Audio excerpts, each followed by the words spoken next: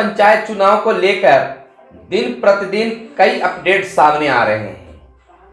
आज की तिथि में पंचायत चुनाव का लेकर दो बड़ी अपडेट सामने आया है। पहला अपडेट यह है कि कल हुए कैबिनेट के बैठक में यह मंजूरी मिल गई है कि जिन पंचायतों में 3000 से अगर कम आबादी है तो वैसे पंचायतों को बगल के पंचायत से जोड़ देने की मंजूरी मिल गई है। यानी कह सकते हैं कि अब मुखिया जी और सरपंच साहब का गणितीय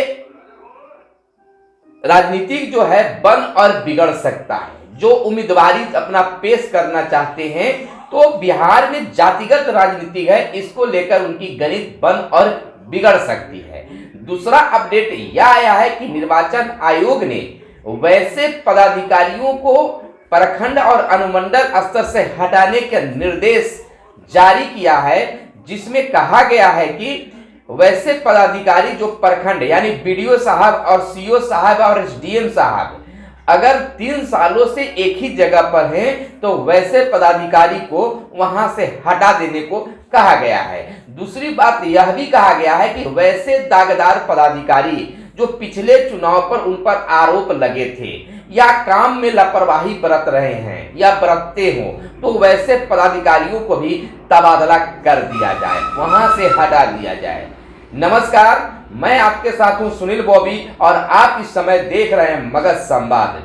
तो बिहार पंचायत चुनाव को लेकर जहां पंचायतों में धमाचौकड़ी शुरू हो गई है, वहीं अब राज्य स्तर पर भी निर्वाचन आयोग के द्वारा भी कई अपडेट और कई कार्यक्रम जहां मतदाता सूची सुधार को लेकर अंतिम चरण में प्रकाशन की बात आ रही है, अंतिम चरण में उसका कार्य पहुंच चुका है। और यह एक और अपडेट बता देते हैं कि प्रकाशन सूची का जो मतदाता सूची है उसका प्रकाशन करने से पहले बीडीओ साहब को यह कन्फर्म करना होगा, प्रमाणित करना होगा कि यह बिल्कुल सही मतदाता सूची है।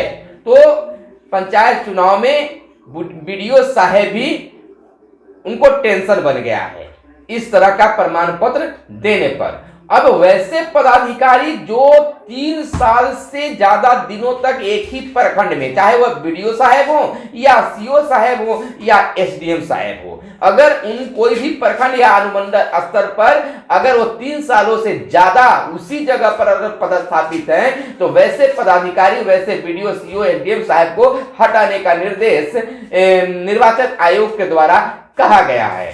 तो और दूसरी बात यह भी कि वैसे पदाधिकारियों को भी हटाने की बात की गई है जो निशाने पर है, यानी कह सकते हैं कि वो कुछ गलत किए हैं, उन पर आरोप लगते आया है या फिर वह अपने कार्य में लापरवाही बरतते हैं, तो वैसे पदाधिकारी को भी हटाने की बात आई है। सबसे बड़ा अपडेट यह है कि आज सुबह से ही कह सकते हैं कि कल से ही जैसे ही कैबिनेट का बैठक संपन्न हुआ और यह बातें आई कि अब पंचायतों में जो जनसंख्या है 3000 की, अगर जिस पंचायत की जनसंख्या कब देखना है, आज की जनसंख्या नहीं, 1991 के मत जनगणना के अनुसार जिस पंचायत के अगर आबादी 3000 से कम है तो उन्हें बगल के पंचायत से जोड़ने की बात आई है, मंजूरी मिल गई है।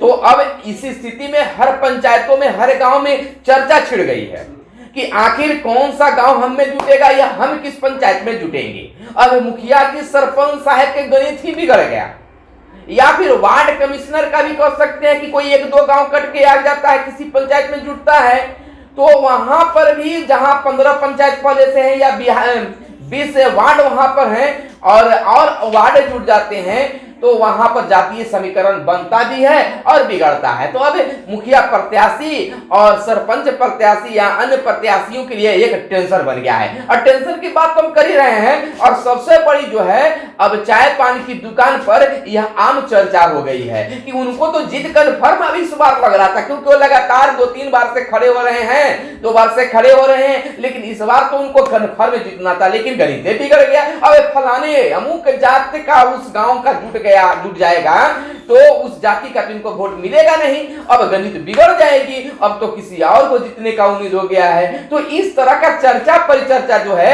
गांव के चौपालों में अब शुरू हो चुका है। अब देखना यह होगा कि सचमुच में उनका गणित बिगड़ गया है या गणित बन गया है। बहुत सारे पंचायतों से यह बातें आ रही है, कई प्रखंडों से बातें आ रही हैं कि उनको तो अब जीतने का चांस ही नहीं था, लेकिन अगर वह गांव अगर इसमें जुड़ जाता है इस पंचायत में तो उनकी जनसंख्या, उनकी जाति की जनसंख्या अच्छी खासी है और उनका जीत कन्फर्म हो जाएगा। तो अब जहां सरकार जो है पंचायतों की संख्या घटाने के लिए 1991 के जनगणना के अनुसार उस पंचायत की जनसंख्या 3000 से कम रहने पर दूसरे पंचायत में जोड़ने की बात कर रही है, तो सरकार पर लोड जहां कमेगा वहीं पर कई चीज जो है यहाँ पर यह देखने के लिए मिल रहा है गणित बिगड़ने और बनने का। दूसरा है, पहले अपडेट आया था कि मुखिया जी जो वर्तमान में भी मुखिया जी हैं उनके घर के करीब बूथ नहीं बनेगा। इसका सर्वेक्षण भी हुआ, कई जगह बदलाव भी होने लगा है, हुआ है, बूथों की जांच हुई है। तो ये तमाम चीज अपडेट आ रहे हैं और यह भी अपडेट आ गया है कि अभी तक मुखिया जी का नॉमिनेशन के लिए, सरपंच साहब के नॉमिनेशन के लिए, जिला परिषद के नॉमिनेशन के लिए जो पहले था नॉमिनेशन शुल्क, नामांकन का शुल्क, तो वही अभी तक जारी है। इसमें किसी प्रकार का कोई बदलाव नहीं किया गया है। कह सकते हैं कि जो पहले लगता था मुखिया जी के नामकरण में, नॉमिनेशन करने में शुल्क पैसा, वही शुल्क इस बार भी लगेगा। यानी धीरे धीरे धीरे धीरे यह बिल्कुल अब साफ होते जा रहा है। यानी मई अप्रैल में होने वाली चुनाव के लिए बिल्कुल तैयार निर्वाचन आयोग धीरे धीरे हो रहा है। एकदम पटरी पर हर चीज को लाया जा रहा है। जहां मतदाता सूची का प्रकाशन अब 1-2 दिनों में हो जाएगा, तो हर चीजों पर वहां पहल है। अब देखना यह होगा कि पंचायत चुनाव में ईवीएम से, पर एक चीज और है कि ईवीएम से इस बार पंचायत चुनाव होना है। अब देखिए यह भी एक चर्चा बना हुआ है कि 6 पंचायत में पद होते हैं। जैसे आप जोड़ लेते हैं मुखिया जी का 1, सरपंच साहब 2, जिला परिषद 3, पंचायत समिति 4, वार्ड और पंच, यहाँ पर 6 दिखाई दे रहे हैं। अगर 6 ईवीएम का बटन दबाना हो, बैलेट यूनिट का बटन दबाना हो, तो कंट्रोल यूनिट एक हो सकता है या कंट्रोल यूनिट भी अलग हो सकता है। इन चीजों को लेकर अभी मतदाताओं में, ग्रामीणों में, प्रत्याशियों में अच्छा खासा चर्चा है कि आखिर कैसे होगा। आखिर एक ऊपर हम लोग, एक बैलेट यूनिट पर हम लोग बटन दबाते थे तो बहुत सारे ग्रामीण लोग जो है उसमें गड़बड़ कर देते थे, उनको पता ही नहीं चलता था। और 8 बैलेट यूनिट पर अलग अलग प्रत्याशियों को चुनकर मत देना बहुत दिक्कत हो जाएगा। अब देखते हैं कि इसको इजली बनाने के लिए, सामान्य बनाने के लिए, आसान बनाने के लिए निर्वाचन आयोग किस प्रकार से बिहार में, हालांकि बिहार में पहली बार है और राज्यों की अगर बात कर ले तो भारत में शायद 5वीं बार यह होगा, राज्य बिहार 5वां राज्य होगा जहां पर पंचायत चुनाव जो है ईवीएम मशीन से हो रहा है। तो एक सुविधा होगा। जैसे गिनती करने में लग जाता था कई दिन, 2-3-4 दिन लग जाते थे, गिनते गिनते कर्मचारी परेशान हो जाते थे बैलेट पेपर को। लेकिन अब जो है घंटों के काम मिनटों में होगा, यानी रिजल्ट समान ढंग से हो जाएगा। सबसे तो आसान हो जाएगा वार्ड का कि फटाक से उनका रिजल्ट आ जाएगा, मुखिया जी का भी रिजल्ट आ जाएगा। तो यह एक आसान भी होगा, लेकिन पहली बार थोड़ा सा दिक्कत होगा। इसके लिए निर्वाचन आयोग के द्वारा मतदाताओं को विशेष प्रशिक्षित करने की भी जरूरत होगी। सबसे पहले खड़े होने वाले प्रत्याशियों को प्रशिक्षित कर देना चाहिए, उनके लोगों को प्रशिक्षित कर देना चाहिए, ताकि वह प्रत्याशी गांव-गांव, घर-घर जाकर उसका डमी बनाकर उसको मतदाताओं का समझाने का काम करेंगे। तो इस तरह से वह जागरूक हो सकते हैं, होंगे ही, और आसानी से अपना मत दे सकते हैं। तो कई अपडेट आपके बीच में हमने रखा पंचायत चुनाव को लेकर।